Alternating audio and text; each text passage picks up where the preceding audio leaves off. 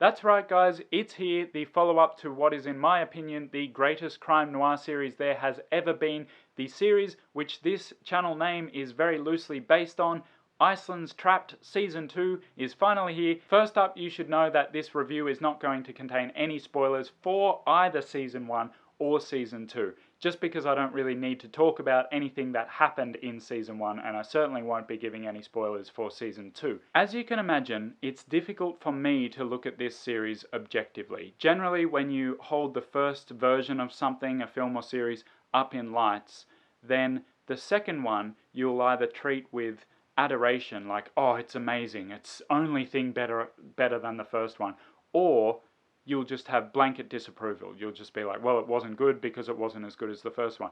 Let's just get something out of the way. Season 2 of Trapped is not as good as the first one. I never expected it to be. I don't mean this to sound harsh, but Season 1, in my opinion, was almost a bit of a fluke.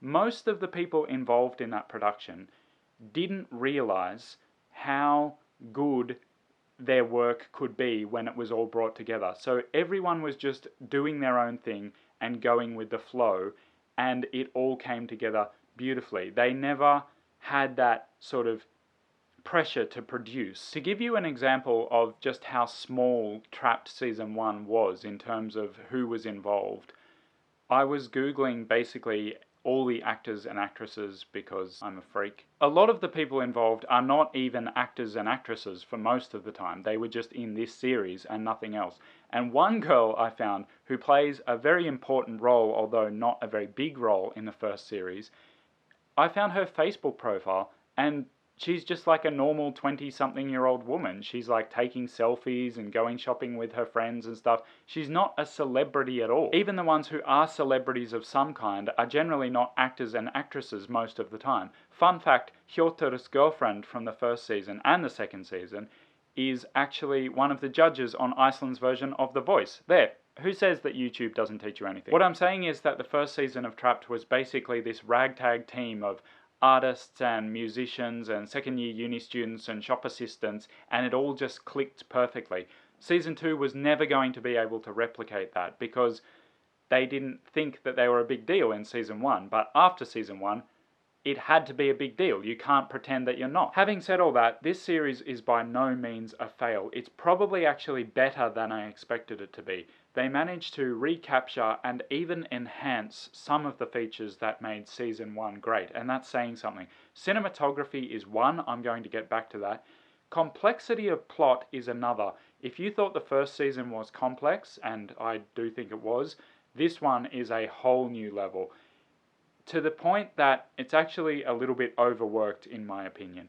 It's hard to feel the weight of everything that happens when we can't even get a grip of who's related to who and in what way, who knows what about other characters. It's probably that bit easier if you speak Icelandic, and that's not the fault of the series. They're catering for Icelandic people. I do respect that. There is even a bit in the middle where one character goes on this huge rant.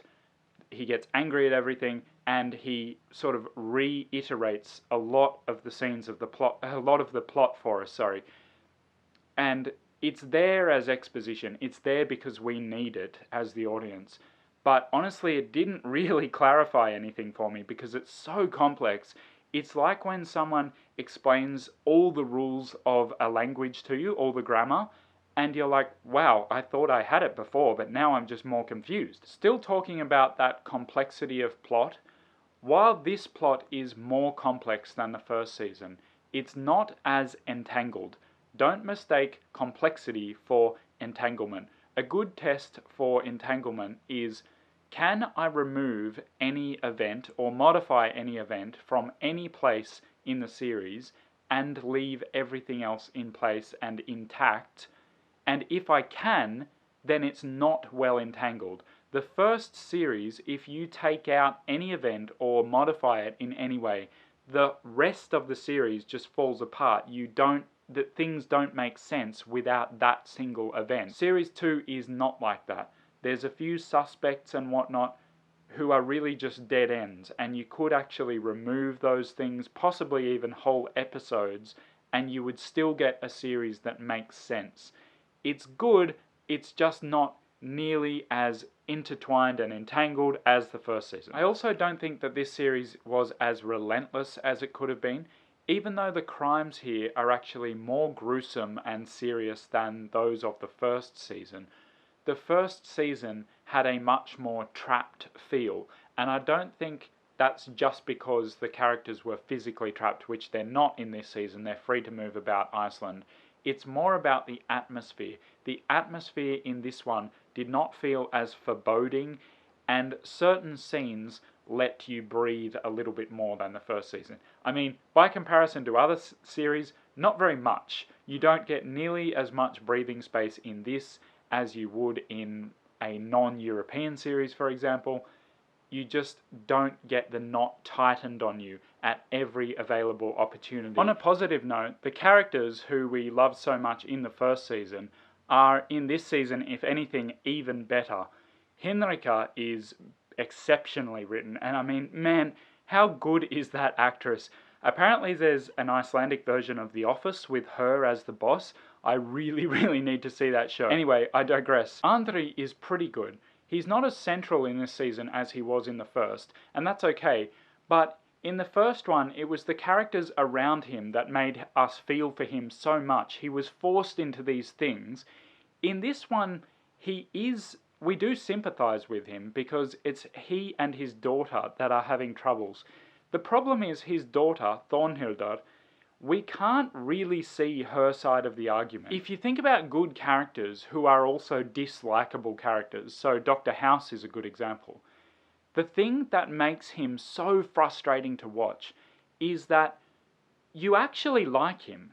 Certain things about his personality are great and you want to like him, so it's so annoying when he's such a jerk to everyone. Thornhildr, Andri's daughter, is not like that really enough in this season. She's really just a bitch. Everything she does is about herself. On that note, I would have liked to see more of Andri's ex-wife, Thornhildr's mother. I think there's a reason that she's left out of the script of this one a little bit. I'm not going to get into that because that would be spoilers. We'll have to wait for season 3 to see if that comes to fruition. And yes, apparently they are already working on a script for season 3. Come on, come on! I was also very pleased to see the return of Hjörtur Stefansson, the guy we know from the first season. He wasn't in any of the previews for this one, so I thought he had been written out of the script. But yes, he's back and he's very good. His implied relationship with the police just feels so authentic. You can really feel where this guy's coming from. Additionally, his girlfriend from the first season is also back. She's hardly a central character. She has about 4 lines, but it's just good to see those familiar faces again. Then there's Ásgeir, the third cop. His role was a little bit confusing for me. He seems to have become the sort of Laki of Henrika and Andri in this season. I think there's 2 reasons they've done that. One is an event from the first season, and it makes sense that he's kind of fallen out with them a little bit, so now they just order him around.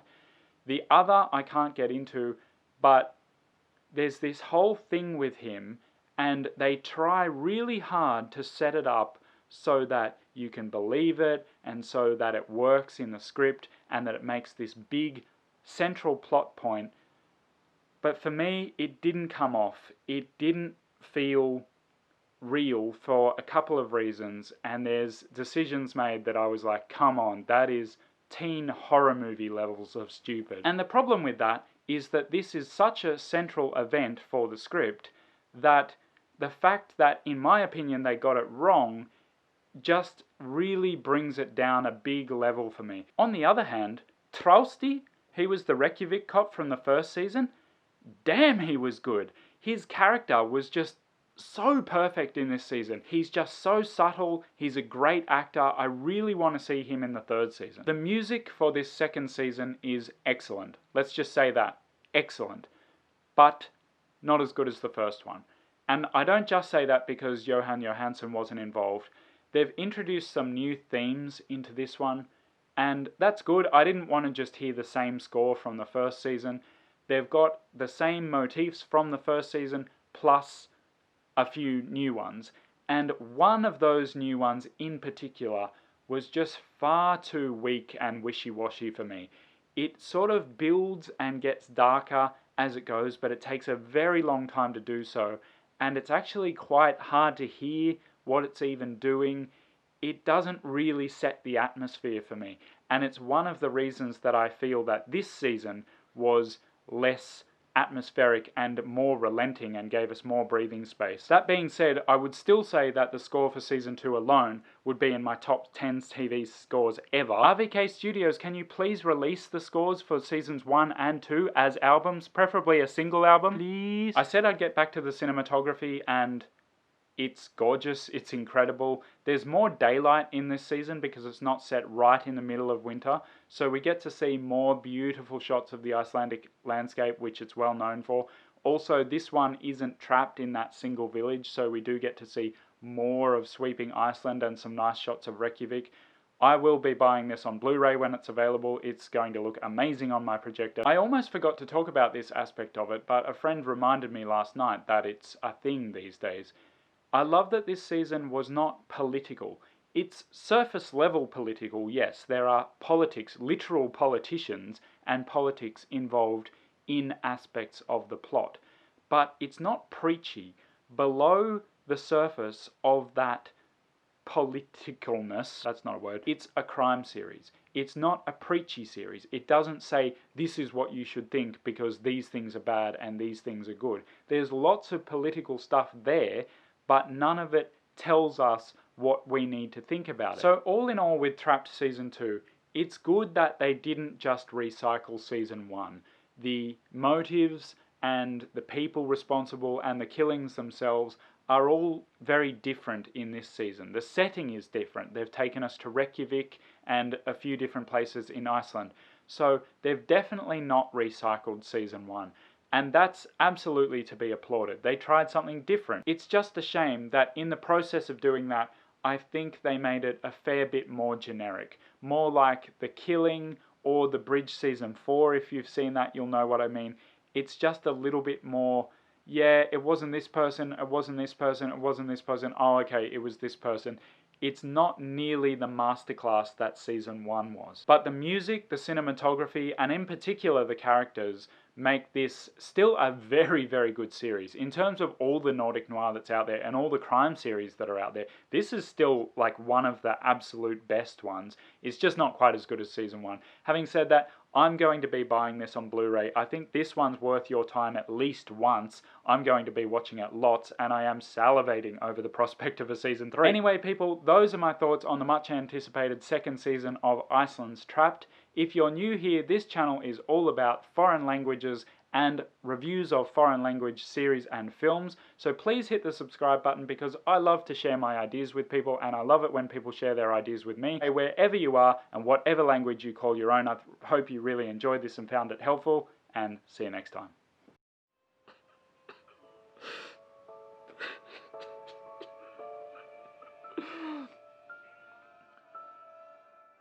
Yeah, so that was me when the final credits said, "In memory of Johan Johansson."